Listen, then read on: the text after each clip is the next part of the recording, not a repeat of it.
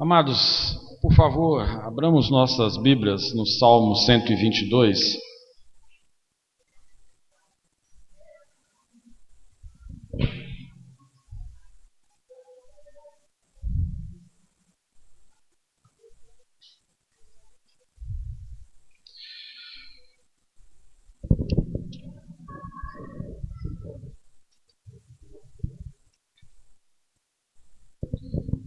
Todos acharam?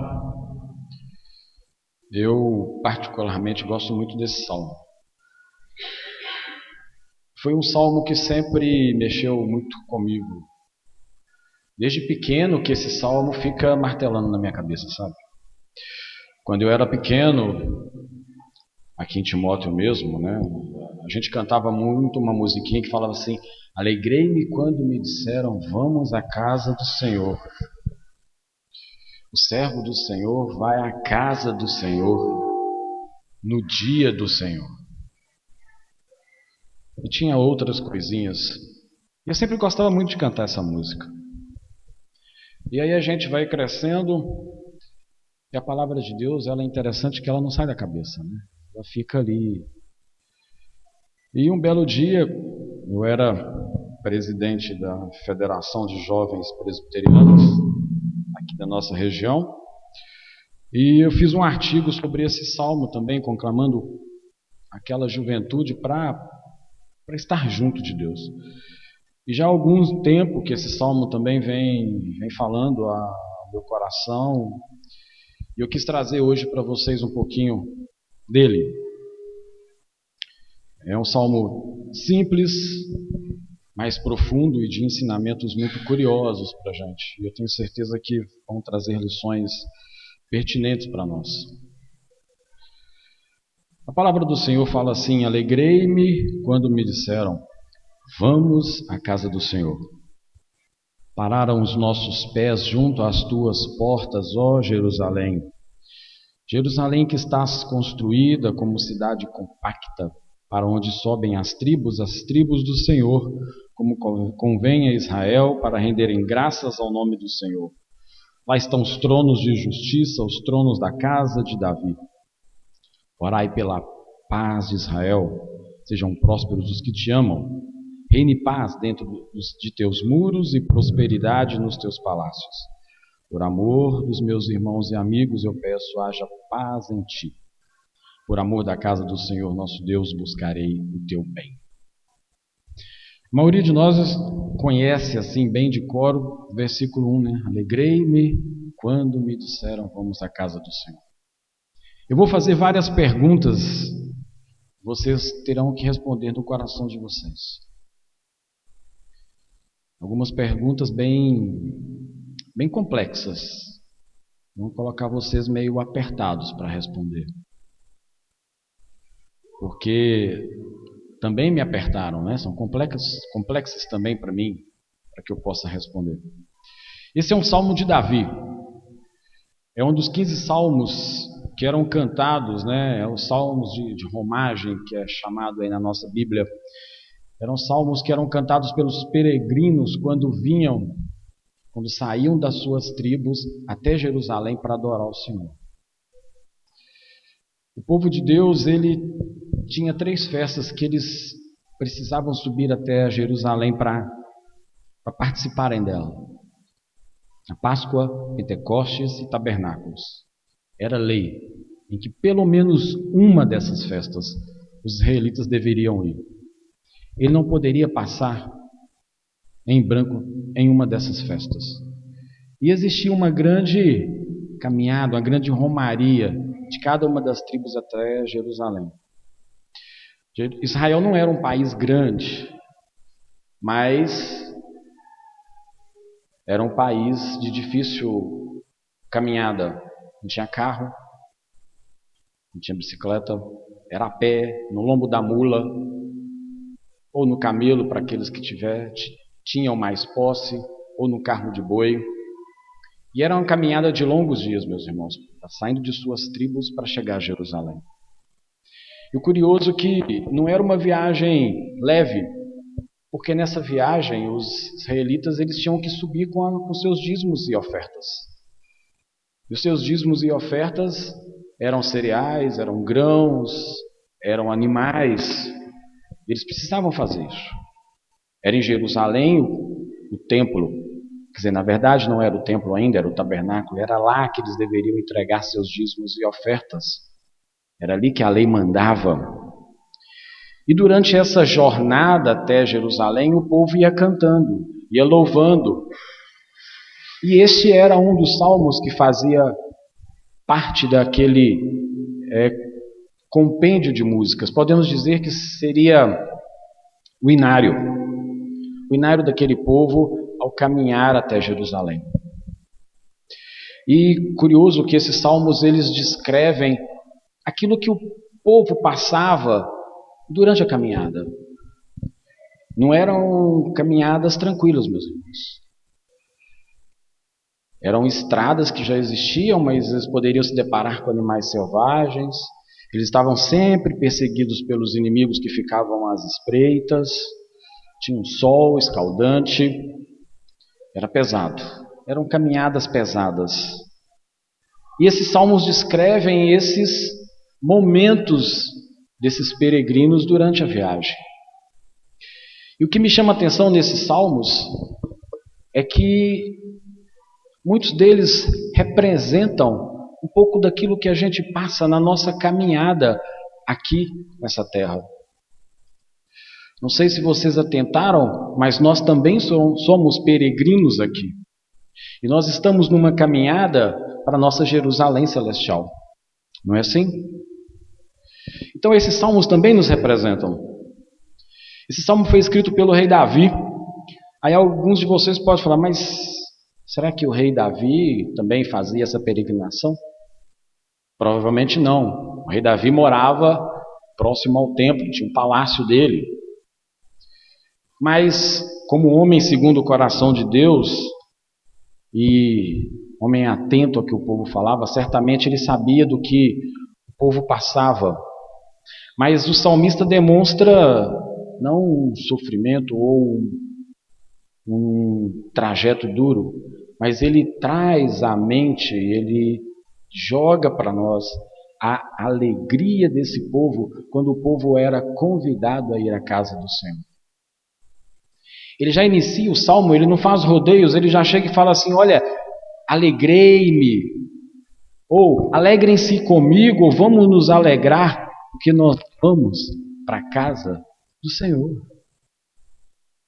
Ele já começa falando para o povo, olha, é alegria. Eu não sei nem como que nós cantaríamos isso aqui. Mas esse salmo, o hino de Davi, né, o cântico de romagem, foi muito bem adotado como parte dos cânticos entoados pelo povo durante aquela peregrinação. E esse primeiro versículo, ele traz um momento assim de muita alegria. E à medida que a gente vai lendo o salmo, dos versos 2 a 5, por exemplo, a gente vê explícita a emoção do peregrino quando chegava em Jerusalém. Toda aquela caminhada, toda aquela dureza de trajeto, ele chega em Jerusalém e fala, Jerusalém, nossos pés pararam às tuas portas. Ou como ele conversando assim com a cidade de Jerusalém, estou aqui, eu cheguei. E aí ele começa a reparar na cidade, ele começa a reparar na construção da cidade. E aí ele começa a pedir aos irmãos, vamos orar para Jerusalém. Orem pela paz de Jerusalém. E aí depois ele ora pela paz de Jerusalém. E por último, no último versículo, no verso 9, ele fala assim, eu decidi, por amor da casa do Senhor, eu buscarei o teu bem. Então o salmista ele ilustra muito, de forma muito interessante, todo esse trajeto e essa emoção ao chegar a Jerusalém, a chegar à casa de Deus. E a gente vai ver um pouquinho da importância que esse salmo traz para as nossas vidas. O que nós podemos aplicar nas nossas vidas hoje. Mas antes, eu queria comentar rapidamente algumas coisas sobre Jerusalém. Jerusalém, ela nem sempre foi uma cidade dos israelitas. Ela pertencia aos jebuseus. Chamava Jebus. Foi conquistada pelo rei Davi. E o rei Davi ali fez o seu trono. Depois vocês pesquisem isso aí. O rei Davi governou alguns anos antes em uma outra cidade. E em Jerusalém ela passa a ser a capital religiosa e a capital de governo, né? A capital mesmo oficial do reino de Israel. O que é mais curioso que um dia no deserto Deus falou para Moisés assim: olha, um dia esse meu santuário vai ter um lugar de habitação. Um lugar de habitação definido, permanente.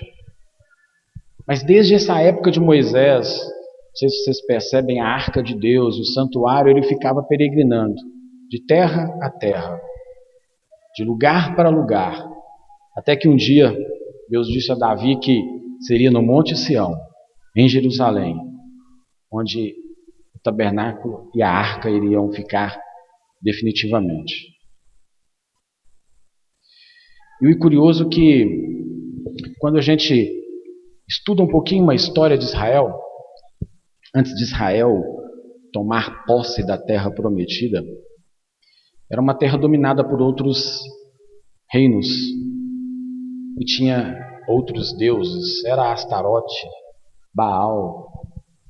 E em cada lugar que se ia tinha um altar, debaixo da árvore, no monte, no vale, no rio, nas planícies, em todo lugar tinha um altar de um desses reinos, desses deuses aqui. Mas o interessante é que Deus faz diferente. Ele não precisava estar debaixo de uma árvore, debaixo de, sei lá, no alto de uma montanha, num rio, num vale. A casa dele, onde o nome dele seria adorado, estaria num lugar chamado Jerusalém, no Monte Sião. Foi ali que ele ordenou que Davi levasse o tabernáculo, que montasse o tabernáculo e colocasse ali a arca de Deus. Deus não precisava ter altares espalhados para todos os outros lugares, porque ali seria a casa de oração, o lugar onde ele seria adorado, definitivamente. Em diversos textos do Velho Testamento, Deus orienta o povo: olha, na hora que vocês orarem, voltados para a casa do Senhor, de onde vocês estiverem, eu vou ouvir a oração de vocês. Era ali, em Jerusalém, que Deus queria ser adorado. Deus não podia ser adorado em nenhum outro lugar daquela terra. Por isso que o povo tinha que peregrinar pelo menos uma vez para Jerusalém para adorar a Deus. Pelo menos uma. Não era aceitável a adoração em qualquer outro lugar. Porque foi ali que Deus colocou a casa dele. Ali era o lugar de adoração, lugar de celebração, lugar de festa, lugar onde eram os dízimos e ofertas oferecidos, lugar onde havia salvação, onde era apresentada a lei do Senhor. Era naquele lugar. Jerusalém era o centro religioso da vida do judeu. E lá estava a arca, o tabernáculo, os sacerdotes, os altares. E junto a isso, Jerusalém também se tornou a capital do reino. Era ali que estava o reino de Davi, onde reinaria toda a dinastia de Davi. Uma coisa interessante, meus irmãos. Como Deus havia prometido a Davi, nunca haveria a falta de descendência a Davi no reino de Israel. E de Davi veio quem? O grande Messias, o grande Jesus Cristo, Senhor dos Senhores, nosso Salvador. A palavra de Deus ela é muito interessante. E o mais curioso é que Jerusalém era muito bem guardada, muito bem fortalecida. Ela ficava num alto, numa sequência de montes, cercada de grandes muros, com 12 portas muito bem vigiadas. E aí depois nós sabemos da história, de Jerusalém. que o povo não cumpriu a palavra do Senhor. Salomão construiu o templo. Na época dos assírios, mesopotâmios, o templo foi destruído e mais tarde reconstruído por Esdras e Neemias. Essa é a Jerusalém que o salmista conta, que o salmista descreve neste salmo aqui. Mas uma pergunta que eu gostaria de fazer para vocês: o que esse salmo vem trazer para nós? O que esse salmo pode apresentar para nós?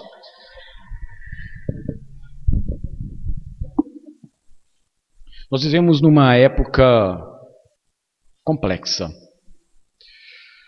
Por um lado, nós observamos grandes igrejas, com uma multidão correndo para lá. Numa outra ponta, igrejas pequenas que quase estão à falência. Também nós vemos resgate de coisas antigas de Velho Testamento em muitas das igrejas. Rituais judeus acontecendo em igrejas chamadas pseudo-cristãs ou pseudo-evangélicas. A gente vê um povo seguindo esses pregadores midiáticos em troca de algo a ser dado a Deus. Eu dou a Deus, Deus me dá. A gente vê uma banalização do Evangelho. A gente vê uma pregação vazia e ausente de tudo que a Bíblia tem apresentado. E a pergunta que eu gostaria de iniciar para vocês: o que nós devemos buscar quando nós estamos vindo à casa de Deus? O que eu e você devemos buscar aqui?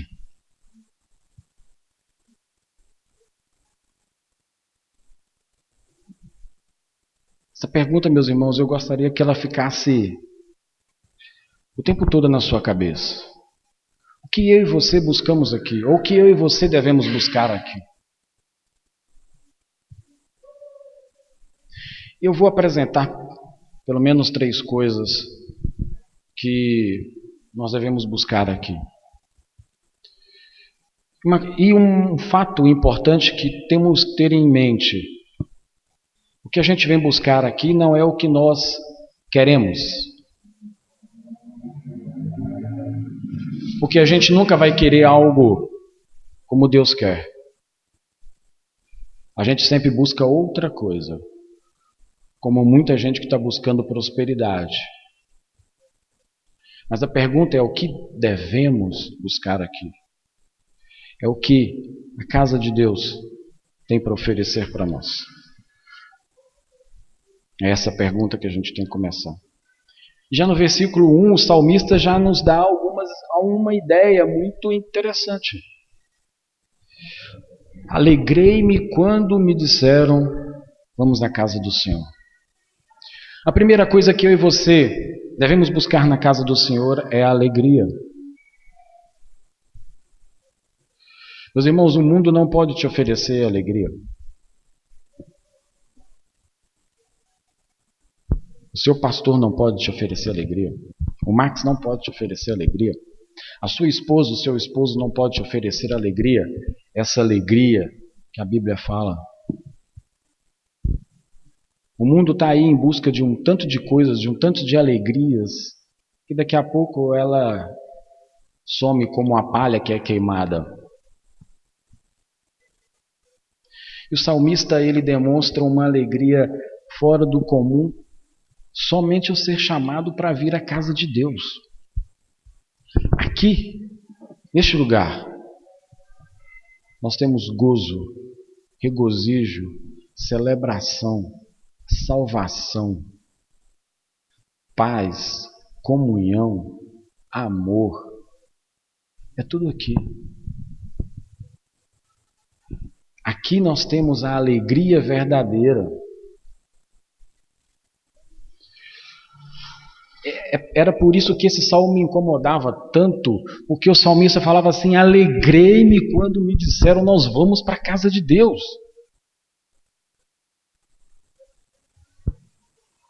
E o quão difícil ou quão fácil é para cada um de nós sentir essa alegria quando a gente está se preparando para vir à casa de Deus? Será que, ao nos prepararmos para virmos à casa de Deus, ou lembrarmos que amanhã é domingo e amanhã eu vou à casa de Deus, que amanhã eu tenho escola dominical, que amanhã eu tenho culto, ou que amanhã é quarta-feira e eu tenho estudo bíblico, será que esta alegria, ela inunda meu coração, o seu coração? Meus irmãos, a caminhada desse povo para a casa de Deus era longa, dias. A maioria de nós mora perto da igreja. Eu moro a 3 quilômetros dessa igreja. 12 minutos, 13 de bicicleta. De carro, talvez uns 6. Mas esse povo expressava uma alegria independente da caminhada que eles iam fazer. Porque eles queriam ir para a casa de Deus. Porque ali tinha salvação. Ali era a casa do Deus Todo-Poderoso. E nós temos a oportunidade de virmos à casa de Deus todos os dias, quantas vezes a gente quiser. Tem gente que é vizinho à nossa igreja. E a pergunta é: você tem esta alegria quando vem à casa de Deus? O que você vem buscar aqui na casa de Deus?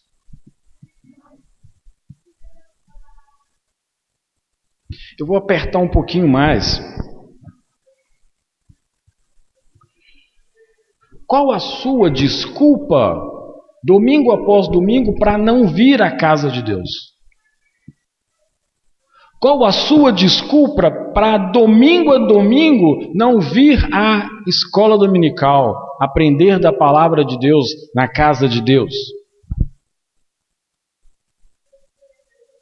O que todo domingo ou todo dia de programação nessa igreja você põe na sua cabeça que te impede de vir à casa de Deus?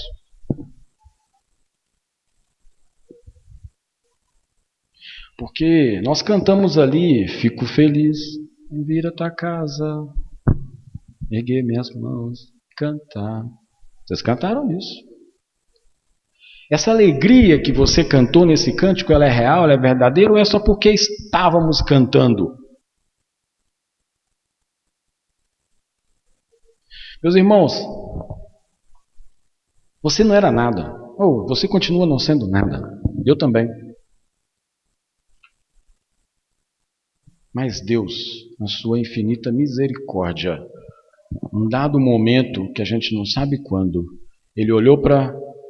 Nem olhou para você, que você não era nem nascido, né?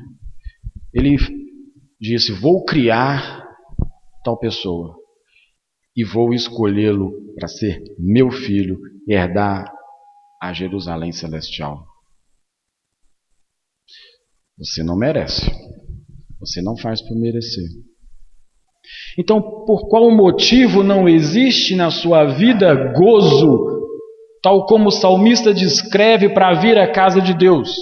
O que te impede para vir à casa de Deus com essa satisfação?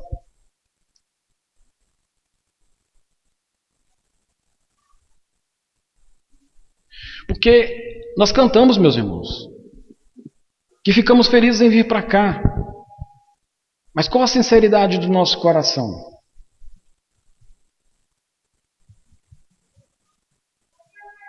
É leve a tua vinda à casa de Deus? É suave? É plena? Ou é, nossa, mais um dia, domingo, podia estar dormindo mais cedo, mas tem que ir na igreja. Eu preciso ir na igreja, né? Meu pai, minha mãe, meu avô, meu tio, minha avó, são tudo da igreja, eu tenho que ir, né? Ou eu preciso ir para dar aquela aliviada na consciência, né? Ou, dormi tão tarde essa noite, eu não vou para a escola dominical.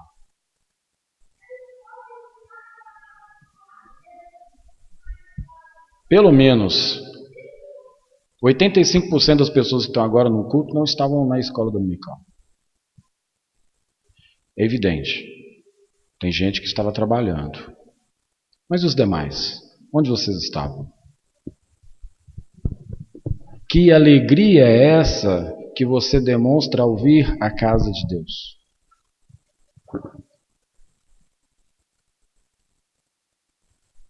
Apesar de ser um salmo de romagem, um salmo que demonstra alegria e prazer e emoção de estarem chegando em Jerusalém, caminhando para a casa de Deus, caminhando para Jerusalém, que era a cidade dos judeus, a cidade almejada, para ver o templo, para ver o tabernáculo, para falar com Deus. É um salmo bonito, que fala de alegria, mas a gente, quando apresentamos ele nas nossas vidas, qual que é essa realidade? Será que eu tenho condições de dizer, como o salmista disse, alegrei-me, estou feliz demais. Sabe aquela alegria, Mateus, de quando você viu a sua noiva entrando pelo altar?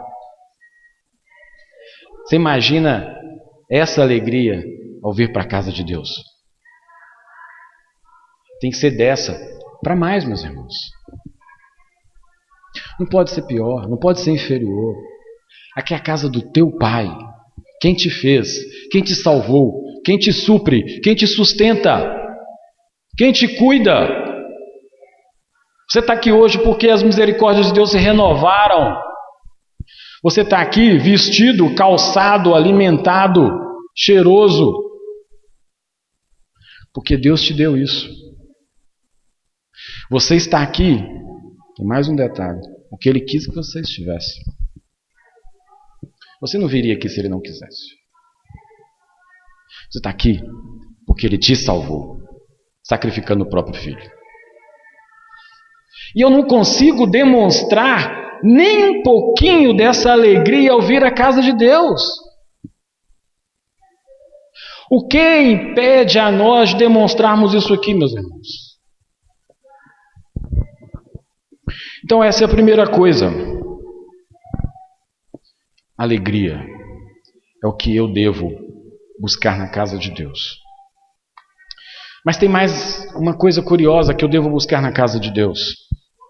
Olha que interessante, a partir dos versos 3 a 5, Jerusalém que está construída, preste atenção nisso aqui, que está construída como cidade compacta, para onde sobem as tribos do Senhor, como convém a Israel, para renderem graças ao nome do Senhor. Lá estão os tronos de justiça, os tronos da casa de Davi. O salmista começa falando da cidade, né? Ele parou, contemplou, falou: Jerusalém, cheguei. Aí ele começa a observar Jerusalém. Aí ele fala assim: olha, como você é compacta, como você é unida. E aí ele começa a ilustrar a forma como a cidade foi construída para demonstrar como deve ser a verdadeira comunhão. Jerusalém era um lugar onde saíam todos os israelitas, de todas as 12 tribos, eles subiam para Jerusalém para adorar. Eles subiam para ter comunhão com o Deus Santo, Deus que tirou eles da terra do Egito, que livrou eles com mão grandiosa daquele reino, que livrou eles pelo deserto, para eles atravessar o mar, eles atravessaram o rio, Deus sustentou, Deus protegeu com sombra, Deus protegeu do frio, as roupas não se consumiram, Deus deu uma terra que eles não precisaram plantar.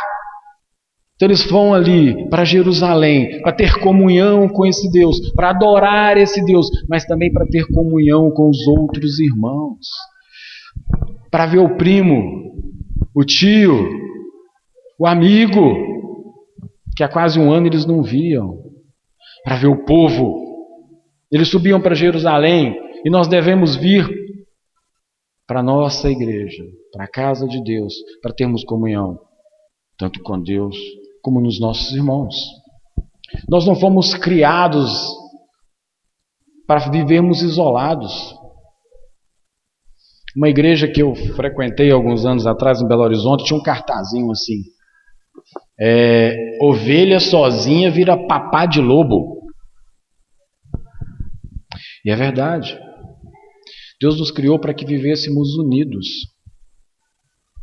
E voltando à cidade compacta, as construções elas eram unidas umas nas outras. Isso era algo estratégico em tempos de guerra. Uma sustentava a outra e formava uma verdadeira fortaleza, uma comunhão de casas. Mas essa construção, esse exemplo que o salmista Davi dá aqui, ele está ilustrando para o povo que o povo só seria forte, unido.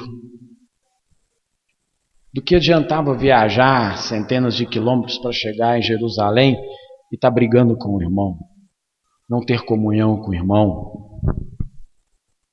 Quando eu vinha para a casa de Deus, quando eu prestava o meu sacrifício, que eu fazia a minha oferta de pecado, que o bicho lá, o cordeiro, o novilho era morto e o sangue aspergido, eu tinha os meus pecados perdoados, era prestado sacrifícios de holocausto a Deus que subia como um aroma agradável e Deus sentia e via que a pena estava paga. E satisfeito com isso, sabe o que Deus fazia?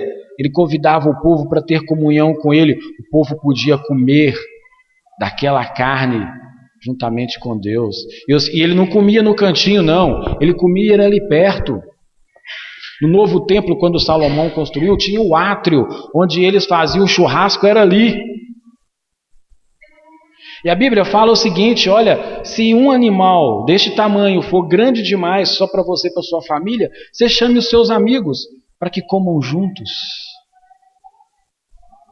Isso é comunhão. Você subia para ter comunhão com Deus, para adorar esse Deus, para receber perdão e aprender da palavra, mas você tinha comunhão com o irmão, com o amigo.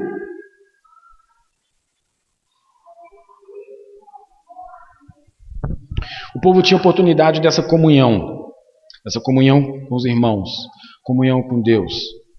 Tinha o privilégio de se confraternizarem, se alegrarem e juntos terem comunhão com Deus Todo-Poderoso. Meus irmãos, nós temos muito a nos regozijar na presença de Deus, porque Deus tem feito grandes coisas por nós. Ele mudou a nossa história. A principal mudança, eu já até falei, você ia para o inferno, eu ia para o inferno, e Ele tirou a gente de lá. Mudou sua história. A gente não vale nada, não valia nada, mas Ele nos tirou de lá, do lamaçal do pecado, nos deu salvação eterna. Só isso, meus irmãos, já era suficiente para você ter comunhão com Deus, ter alegria com Deus. Aquele povo ali, meus irmãos, sabia muito bem o que Deus havia feito por eles. Teve batalhas que o povo de Israel não precisou pegar na espada, que Deus deu a vitória para eles. Olha que maravilha. Deus deu a eles terras que já estavam plantadas. Esse é o Deus. Esse é o nosso Deus. Sabe, meus irmãos, aquela reunião ali era para se alimentarem da palavra de Deus, mas também para se alegrar e se regozijar uns com os outros em nome do Senhor.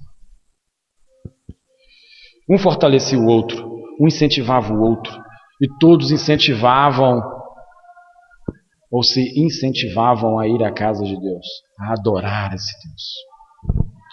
Agora, não tem como eu dizer, ou nós dizermos que somos crentes fervorosos, se a gente não consegue ter comunhão com o nosso irmão.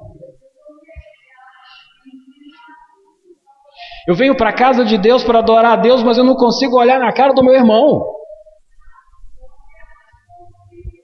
Eu não consigo pegar na mão do meu irmão. Que comunhão é essa, meus irmãos? Deus nos criou para vivermos unidos. Cristo é o cabeça. Nós somos membros de um só corpo, não é isso que a palavra de Deus nos diz? Como esse braço pode ficar inimigo deste outro braço, meus irmãos? Como esses dedos podem ficar inimigos desses outros dedos? Ou esse dedo pode ficar inimigo deste dedo? Nós precisamos de todos eles para a perfeita função das nossas mãos. Assim somos nós. Nós precisamos uns dos outros para que esse corpo de Cristo funcione perfeitamente. Mas nós conhecemos casos, eu acho que não é o caso da nossa igreja, que irmão não conversa com irmão.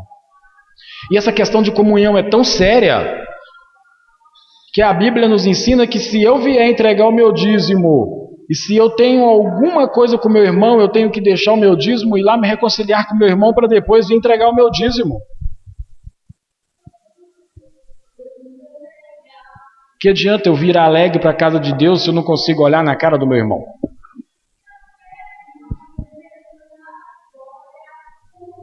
Tem gente que fala, olha, coisa de igreja é coisa de homem, Deus não criou a igreja. Vê lá na história primitiva lá, Deus não criou a igreja. Meus irmãos, você desculpa. Tem gente que fala assim, não, eu fico em casa, eu oro lá em casa. Você ora por mim aí, eu vou orar lá em casa, Deus ouve. Lá da minha casa, Deus ouve de todo lugar, meus irmãos. Mas a Bíblia fala que aqui é a casa de oração.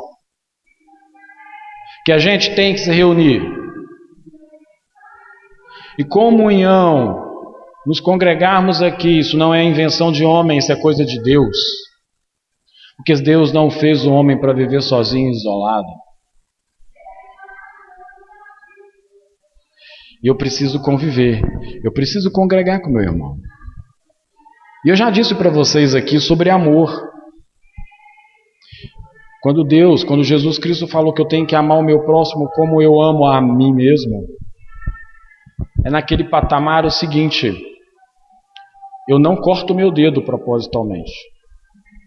Eu não sento o martelo no meu dedo. Sabe por quê? Porque eu me amo. Eu não sirvo para mim uma refeição estragada. Eu não tomo banho de lama. Eu tomo banho, uma água boa, limpinha, passo perfume. Por quê? Porque eu gosto de mim. É esse amor que você sente por você, que você tem que sentir para o seu próximo. Quem que é seu próximo? Está aí do seu lado, olha aí para o seu lado. Está do seu lado. É esse aí. É esse irmão que está do seu lado, que é o seu próximo. E que você tem que amá-lo como você ama a você mesmo. Isso é comunhão. É Bíblia, é mandamento. E se você não está fazendo isso, meus irmãos, você não pode dizer que você é fervoroso. Deus queria que seu povo estivesse ali, junto. O povo de Deus tinha mais ou menos 66 dias de festas e celebrações. Contando com os sábados, né? Lógico. E muitas vezes o povo tinha que largar tudo que estava fazendo. Toda a obra serviu. E marchar para Jerusalém para poder prestar culto ao Senhor, ter comunhão com o Senhor e ter comunhão com os seus irmãos. E ai, se ele não fosse, ele tinha que ir. Sabe por quê? Porque era Deus trabalhando o coração do homem como povo unido, para que esse povo tivesse comunhão. Esse povo vivesse junto, compacto, como eram as construções de Jerusalém.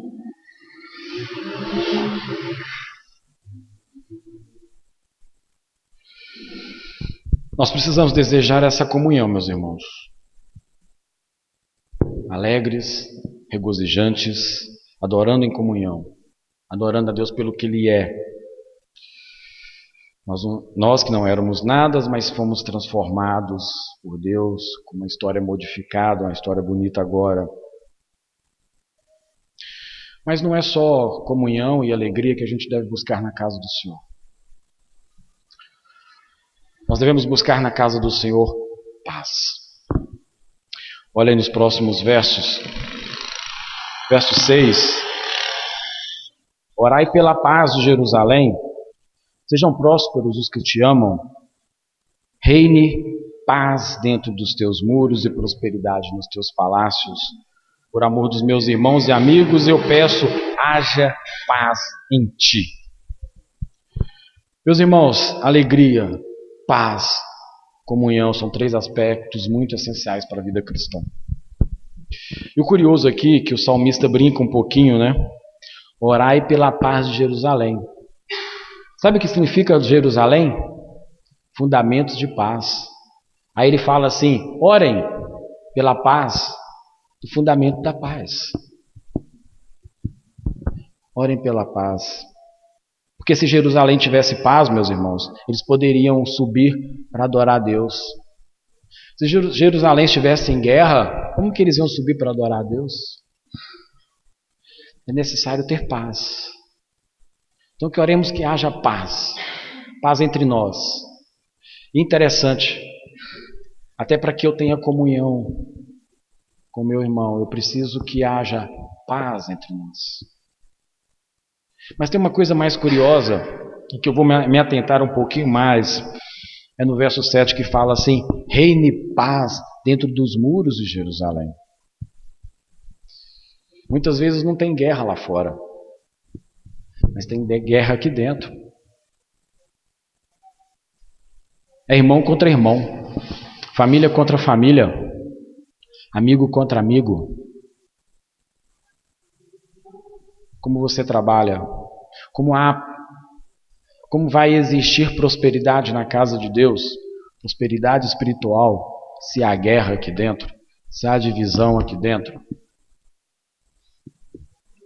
Como eu consigo ter comunhão com meu irmão se existe guerra entre nós? E eu acrescento um negócio aqui um pouquinho mais. Eu preciso ter paz com Deus. Precisa existir dentro de mim paz. Tem um tanto de gente tomando um tanto de remédio para ver se tem um pouquinho de sossego e um pouquinho de paz. Tem um tanto de gente buscando paz num monte de coisa que não dá paz. Tem um tanto de gente fazendo um monte de coisa achando que vai ter paz e não tem paz, porque a verdadeira paz é só Cristo que nos dá. Nessa casa tem paz. Não porque nós damos paz, mas porque Deus, seu Filho Jesus Cristo, nos garantiu que nos daria paz. Ele disse: a minha paz vos dou. É evidente que lá fora tem lutas terríveis. É evidente que lá fora existem perseguições. Mas eu tenho que ter paz com Deus. Eu tenho que ter uma vida santa diante de Deus, para que eu tenha paz com Ele. E que isso me permita ter paz aqui dentro, com o meu irmão. Para isso que isso me permita aceitar a igreja do jeito que ela é. Porque a igreja é lugar de um monte de gente pecadora. Principalmente você e principalmente eu.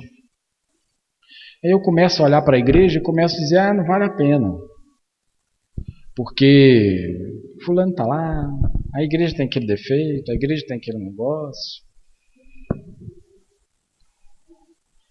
Tenha paz na casa de Deus. Tenha paz com o irmão. Aprenda a entender os defeitos da igreja.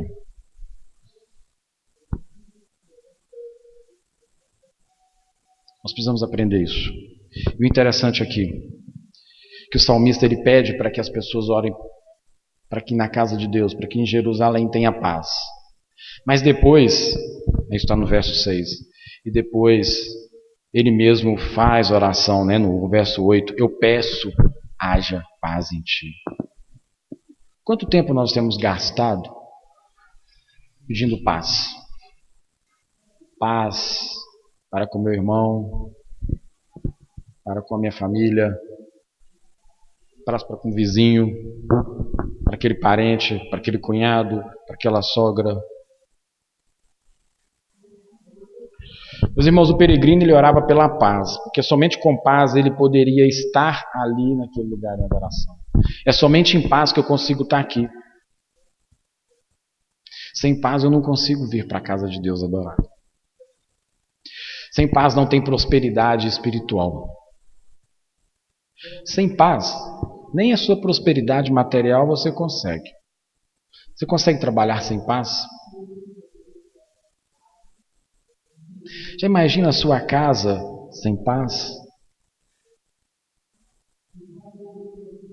Vendo como uma coisa está plenamente casada com a outra?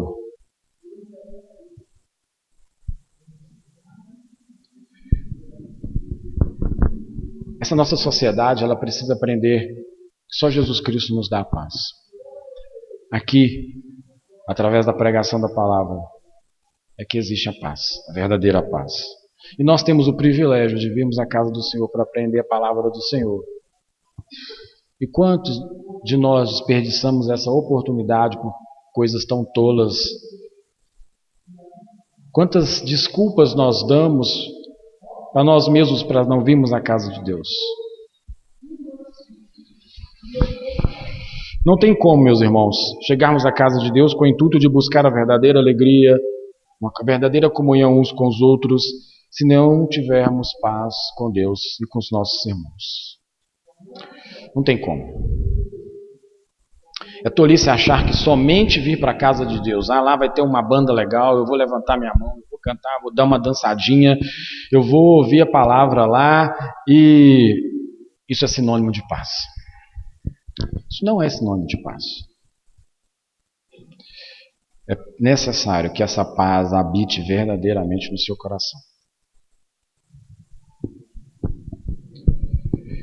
E essa paz ela só habita a partir do momento que eu estou olhando firmemente para Jesus Cristo, nosso consumador, nosso Salvador, nosso Redentor. E todo esse salmo, não sei se vocês perceberam, apesar de ser um cântico de romagem, mas esse salmo ele direciona para Jesus. Quem é que nos dá a verdadeira alegria? Quem é o responsável por nos dar a verdadeira comunhão? Que nos disse que temos que amar o nosso próximo como a nós mesmos. E quem é aquele príncipe da paz? É Jesus, não é? Meus irmãos, sem Jesus na nossa vida a gente não consegue nada. Ele habita entre nós. Ele é a ponte perfeita para Deus.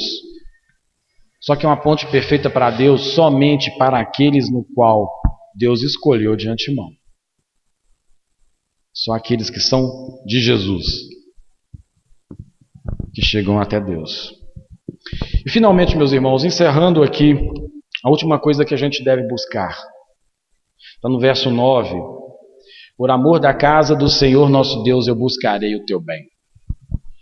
Por amor da casa do Senhor nosso Deus eu buscarei o teu bem. E a última coisa que a gente tem que buscar na casa de Deus é o bem da casa de Deus.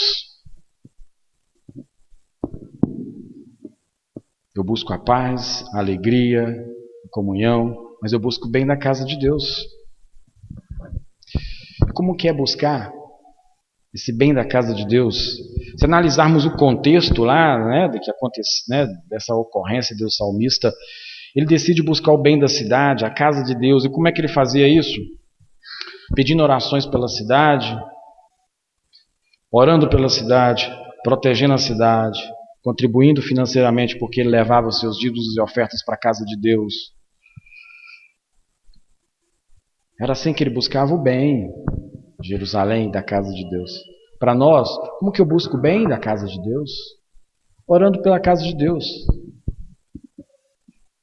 Pedindo que as pessoas orem pela casa de Deus, orem pela nossa comunidade aqui, orem por nós, orem pelo pastor, pela família do pastor, pela liderança dessa igreja.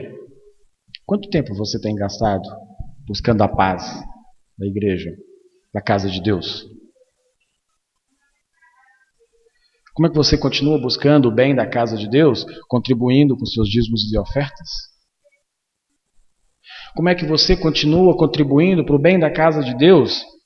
É falando bem dessa casa, apesar dos defeitos dela.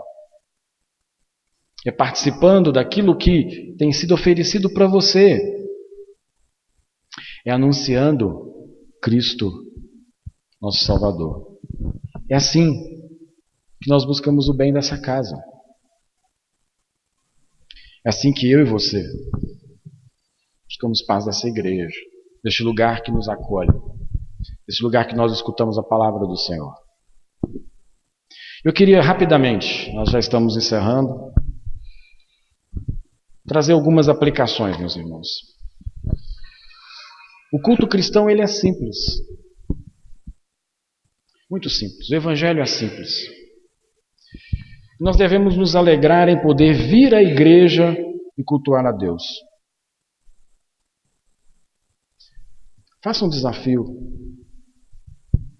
Desafie-se a ter uma postura diferente ao vir à casa do Senhor. Clame a Deus, Deus me ajuda, porque hoje está difícil. Me ajuda porque são 8 horas da manhã e eu estou numa preguiça muito grande para ir na tua escola dominical. Meus irmãos, se hoje todos vocês que estão aqui estivessem na escola dominical, aqueles que não vieram, lógico, né? A gente não conseguiria fazer a escola dominical lá embaixo, a gente teria que ir para o templo.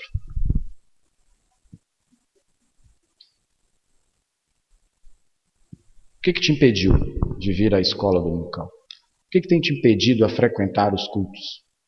Aquele povo, meus irmãos, ia ao templo, ia a Jerusalém uma vez por ano, talvez, com alegria e motivação, como que a gente viu aqui. Sabe o que me movia? Eles esperavam a vinda do Messias. Sabe o que acontece com a gente? Hoje nós adoramos um Cristo que já veio e que venceu. Nós adoramos um Cristo que já veio e já venceu, meus irmãos. Nós estamos esperando uma promessa. Cristo já veio, nos salvou. É real, não é promessa mais. O que a gente espera agora é só a glória.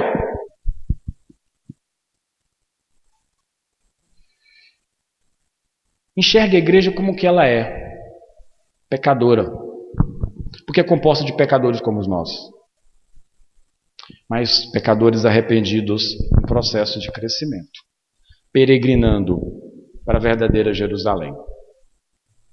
Então aceite a igreja como ela é. Ore para a sua igreja, essa igreja. Não fique cínico, ou não se deixe ser cínico pelos defeitos que a igreja apresenta. Igreja nenhuma é perfeita. Diz um velho sábio aí o seguinte: se você descobriu a igreja perfeita, não vai para lá não. Você vai estragar ela. Aqueles irmãos lá do Salmo 122, eles esperavam a promessa a cumprir. Nós já vivemos essa promessa. Eles tinham expectativas de ter os pecados perdoados, porque os pecados eram tirados ou eram tampados por causa do sangue de touros e de cordeiros. Mas hoje, nós temos os nossos pecados perdoados em Cristo e Ele retirou o pecado do mundo. Eu não tenho que ir lá fazer sacrifício para poder adorar, porque Cristo já se sacrificou, já se entregou por mim e por você. Hoje eu vivo na graça. Eu não tenho que cumprir todos aqueles rituais que muitas vezes eram maçantes e travados, e mesmo assim, extremamente maçantes e complexos, o povo ainda dizia: alegrei-me quando me disseram vamos à casa do Senhor. Nós temos uma simplicidade muito maior, que esse evangelho é simples e a gente traz complexidades para a nossa adoração. Ore pela igreja, peça a Deus graça e misericórdia por aqueles que têm responsabilidade de trazer a palavra, de serem líderes nessa igreja. Ore pela liderança dessa igreja. Busque o bem da igreja, fale bem dela, fale dela como ela é, o corpo de Cristo, a noiva de Cristo. Fale bem da sua igreja, bem do seu pastor. Contribua financeiramente. Convide pessoas para virem, dizendo: lá na minha igreja eu garanto, nós temos a palavra de salvação. Nós não temos bagunça não. Nós não temos circo, malabarismo, os caras dando pirueta, nós não temos não. Mas nós temos a palavra do Senhor, de verdade. Meus irmãos, hoje nós estamos experimentando a graça de Cristo. Vivemos para a glória de Cristo. Então nós que sejamos motivadores, incentivadores uns dos outros, para que possamos vir à casa de Deus, para buscar, para adorar a Deus. Que Deus nos encha de alegria pela igreja e pelo seu povo. Que Deus nos capacite a termos comunhão com Ele e com os irmãos. E que Deus derrame sobre nós a paz interna, a paz com Ele e a paz com cada um dos irmãos. E que nós possamos dizer como o salmista disse aqui: alegrei-me quando me disseram, vamos à casa do Senhor. Amém? Meus irmãos, que Deus possa abençoar vocês. Que você lembre disso na sua semana, nos seus dias aí, nas suas próximas vindas à igreja, para que a sua vida seja diferente.